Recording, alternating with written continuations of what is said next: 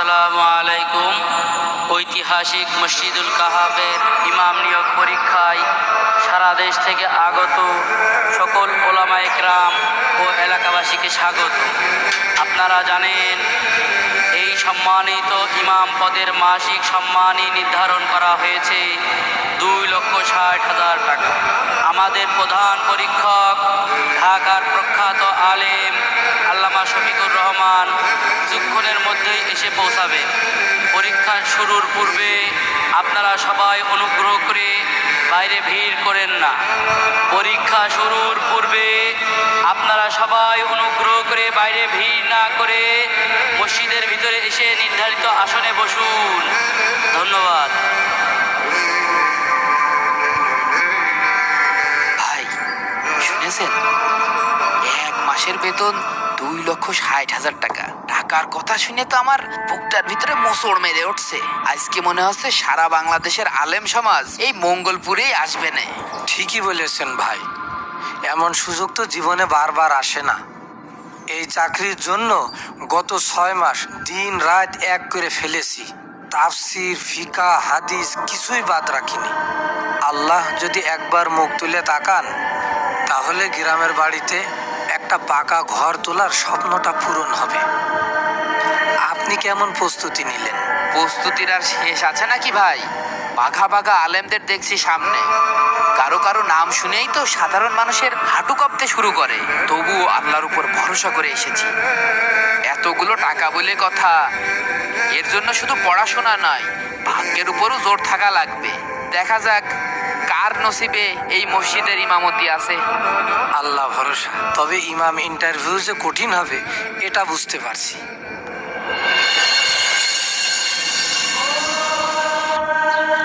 শোন রফিক, কোনো ভয় নেই।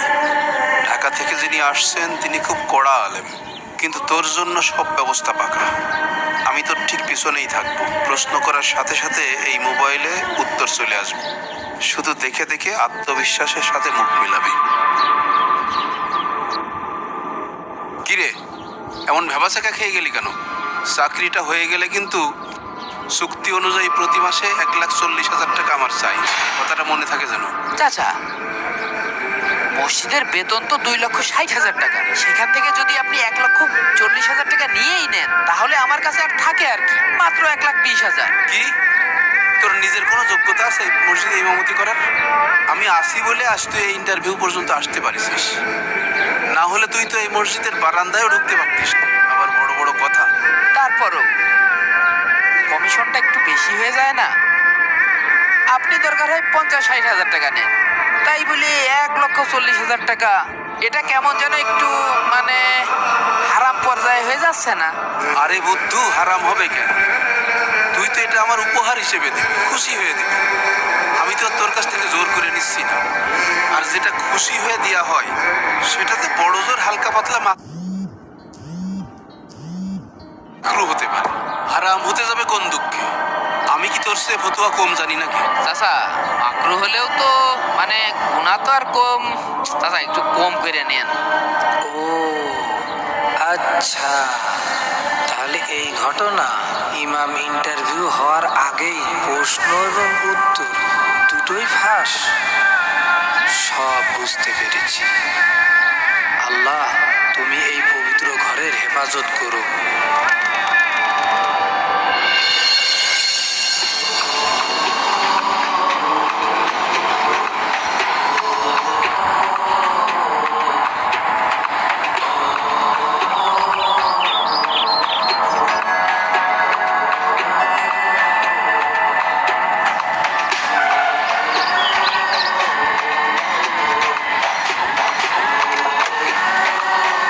আসসালামু আলাইকুম হযরত।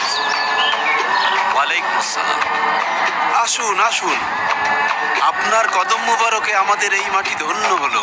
হযরত, আপনাকে আমাদের এই গরিবের ডেরায় পেয়ে আমরা ধন্য হয়ে গেলাম।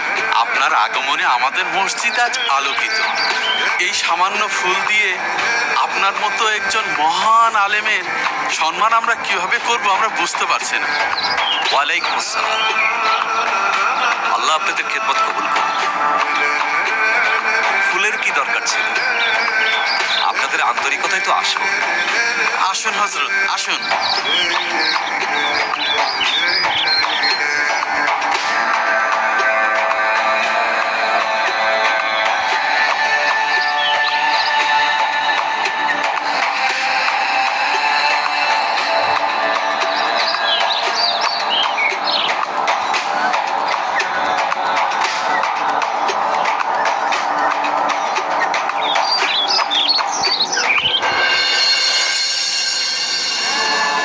প্রতিযোগী নম্বর 1 জনাব আব্দুর রহমান, পিতা আব্দুল জব্বার, গ্রাম উজিরপুর, জেলা বরিশাল। আপনার সাক্ষাৎকারের জন্য ভিতরে আসুন।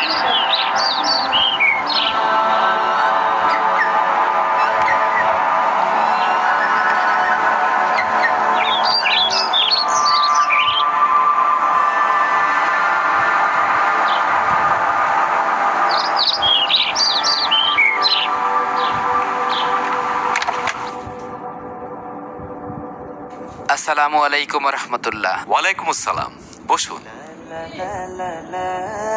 আপনার নাম তো আব্দুর রহমান, বরিশাল থেকে এসেছেন? জি হজরত। বেশ, আমি আপনাকে তাফসির অধ্যায় থেকে একটি প্রশ্ন করছি। সূরা আল বাকারার 275 নম্বর আয়াতে আল্লাহ সুদ এবং ব্যবসাকে আলাদা করেছেন। এই আয়াতের প্রেক্ষাপটে ইমাম ইবনে কাসির তার তাফসিরে যে ব্যাখ্যা দিয়েছেন তা বিস্তারিত বলুন। জি হজরত। ইমাম ইবনু কাসির রহমাতুল্লাহ আলাই এই আয়াতে ব্যাখ্যায় বলেন যে জাহেলি যুগের মানুষ মনে করত সুদ এবং ব্যবসা একই জিনিস, কিন্তু আল্লাহ তাআলা এই আয়াত নাজিল করে স্পষ্টভাবে জানিয়ে দেন যে ব্যবসাকে তিনি হালাল করেছেন এবং সুদকে করেছেন হারাম। কারণ ব্যবসা হলো মানুষের জন্য কল্যাণকর আর সুদ হচ্ছে মানুষের জন্য ক্ষতিকর। মাশাআল্লাহ, মাশাআল্লাহ, কি গভীর জ্ঞান হজরত। এমন ছেলে পাওয়া তো আমাদের জন্য ভাগ্যের ব্যাপার। আমি তো আগেই বলেছিলাম, বরিশাল বিভাগ আলেমদের খনি। হজরত, আপনি পরের প্রশ্ন করুন। দেখুন ছেলের কি প্রতিভা। আচ্ছা, এবার বলুন তো, সহিহ বুখারীর একটি বিখ্যাত হাদিস আছে, ইন্নামাল আমালু বিন্নিয়াত, অর্থাৎ সকল কাজ তার নিয়তের উপর নির্ভরশীল। এই হাদিসের সনদ এবং এর রাবীদের নির্ভরযোগ্যতা সম্পর্কে মুহাদ্দিসগণের মতামত কি? হজরত, আমার তো মনে হচ্ছে আমরা আমাদের হীরের টুকরো পেয়ে গেছি। এর চেয়ে যোগ্য আর কে হতে পারে? এই ছেলেই এই মসজিদের ইমাম হওয়ার একমাত্র হকদার। ঠিক তাই সভাপতি সাহেব। আল্লামার প্রশ্নে যে এমন নির্ভুল উত্তর দিতে পারে, তার যোগ্যতা নিয়ে তো কোনো কথাই চলে না। আপনার ইলম প্রশংসনীয়। আপনি তো নিশ্চয়ই হাফেজ। আলহামদুলিল্লাহ। জি হজরত। তাহলে আমাকে সূরা আল মুমিনুনের 90 থেকে 95 নম্বর আয়াত পর্যন্ত একটু শোনান তো দেখি।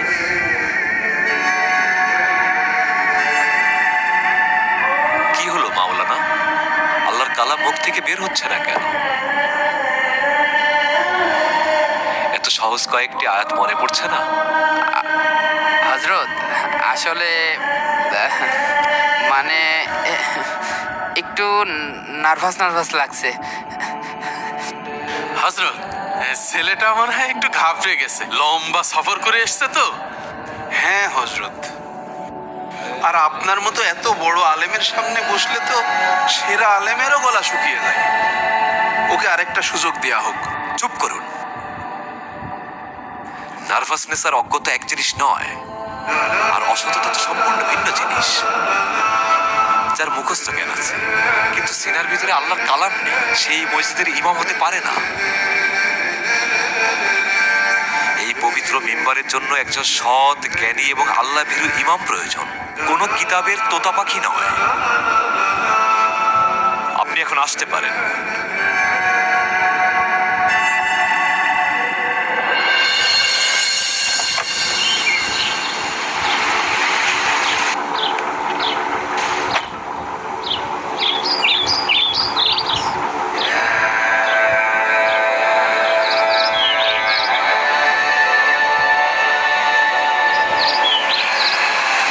কি ব্যাপার আব্দুর রহমান ভাই, আপনার মুখ এমন শুকনো কেন?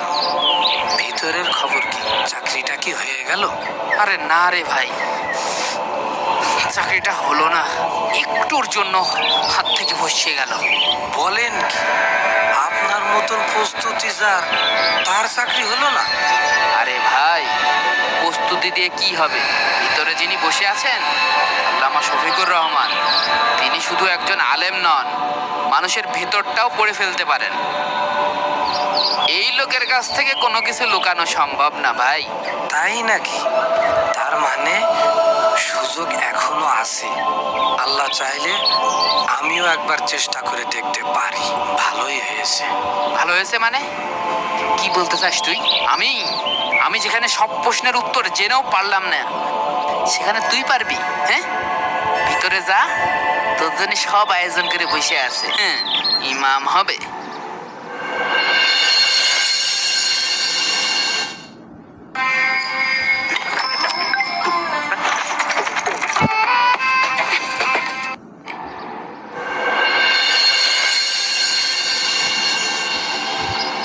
প্রতিযোগী নাম্বার 2, মাওলানা আমিন, পিতা মরহুম হারুনুর রশিদ, গ্রাম চৌগাছা, জেলা যশোর। ভিতরে আসুন।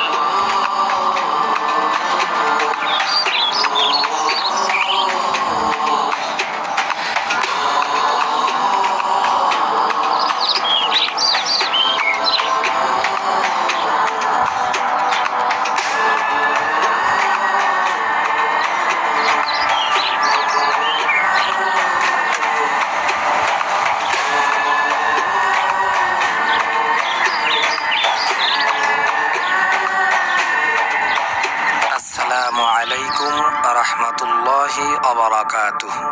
ওয়ালাইকুম আসসালাম। আপনার সম্পর্কে আমি শুনেছি। আচ্ছা, ইসলামী অর্থনীতিতে মোদারাবা এবং মুশারাকার মধ্যে মৌলিক পার্থক্যগুলো উদাহরণ সহ ব্যাখ্যা করুন।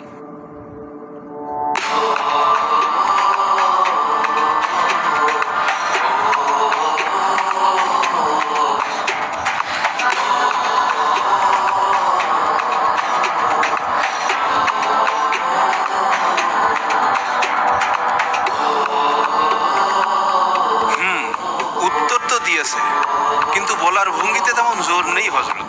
ইমামতির জন্য তো কণ্ঠস্বরে একটা তেজ লাগে, ব্যক্তিত্ব লাগে। ব্যক্তিত্ব কথায় আসে না কামাল সাহেব, ব্যক্তিত্ব আসে জ্ঞান ও আমলে। আচ্ছা মাওলানা, এবার আপনাকে একটি বাস্তবধর্মী প্রশ্ন করি। ধরুন, এই গ্রামে দুটি প্রভাবশালী পক্ষের মধ্যে মসজিদের সম্পত্তি নিয়ে বিরোধ তৈরি হলো এবং দুই পক্ষই আপনাকে ব্যবহার করে মসজিদে প্রভাব বিস্তার করতে চাইছে।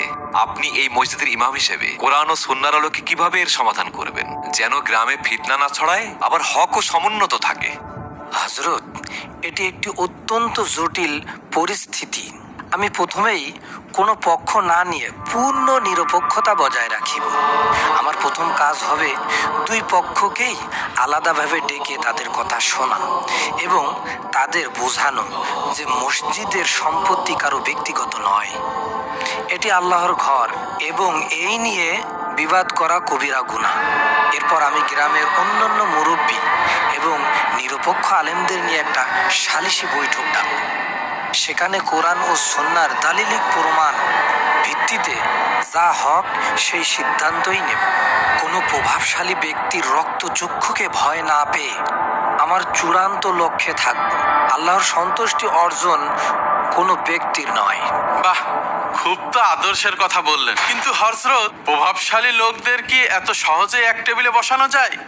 এসব কিতাবি কথা বাস্তবে চলে না। এরকম করতে গেলে তো ইমাম সাহেবের নিজেদেরই বিপদ বাড়বে। ইমামতি করবেন নাকি গ্রামের দলাদলি মেটাবেন? ইমামের কাজ শুধু 5 ওয়াক্ত নামাজ পড়ানো নয় সভাপতি সাহেব। ইমাম হলেন সমাজের নেতা এবং পথ প্রদর্শক। তার দায়িত্বের মধ্যেই পড়ে সমাজকে ফিতনা থেকে বাঁচানো। আপনার উত্তরে আমি সন্তুষ্ট মাওলানা। এবার শেষ পরীক্ষা। আপনিও তো হাফেজ। জি হযরত। তাহলে সূরা আল মুমিনুনের 90 থেকে 95 নম্বর আয়াত পর্যন্ত একটু তেলাওয়াত করে শোনান। আউযু বিল্লাহি মিনাশ শাইতানির রাজীম। বিসমিল্লাহির রাহমানির রাহিম। بل أتيناهم بالحق وإنهم لكاذبون ما اتخذ الله من ولد وما كان معه من إله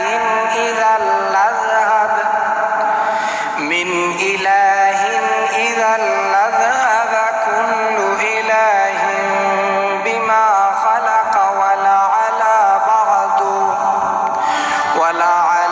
بعضهم على بعض سبحان الله عما يصفون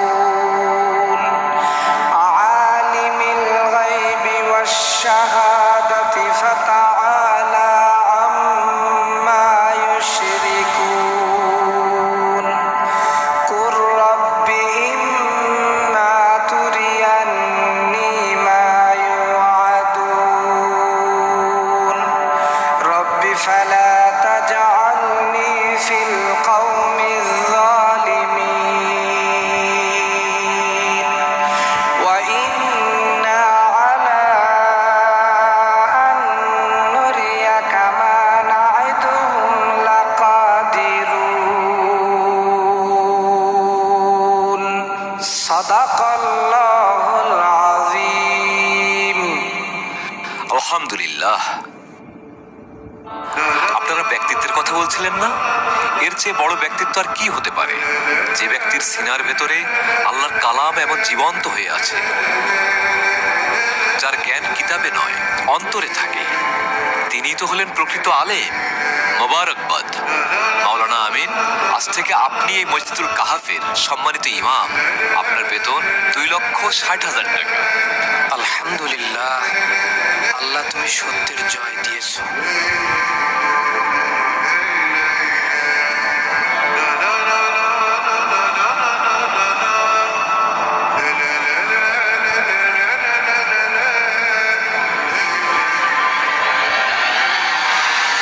শোনো মাওলানা, ইমাম তো হয়েই গেলে, আল্লামা সাহেব আজ তো আছেন, কাল চলে যাবে, কিন্তু মসজিদ আর গ্রাম তো আমাদেরই হাতে। একদম ঠিক। তাই চাকরিটা যদি তুমি টিকিয়ে রাখতে চাও, কোনো পেছানো কথাই যাব না। প্রতি মাসে বেতন পেয়ে চুপচাপ 1 লাখ টাকা আমাদের হাতে তুলে দিবা। আপনারা এই পবিত্র ঘরের ভিতরে বসে এসব কথা বলছেন? আল্লাহকে ভয় করুন। ভয় আমরা করি কিনা সেটা পরে দেখা যাবে, কিন্তু তুমি যদি টাকা না দাও তাহলে 2 মাসের মধ্যে তোমাকে চরিত্রহীন বা চোর অপবাদ দিয়ে এই মসজিদ থেকে কিভাবে বের করতে হয় সেই ব্যবস্থাও আমরা ভালো করেই জানি। এদের সাথে তর্ক করে কোনো লাভ নেই।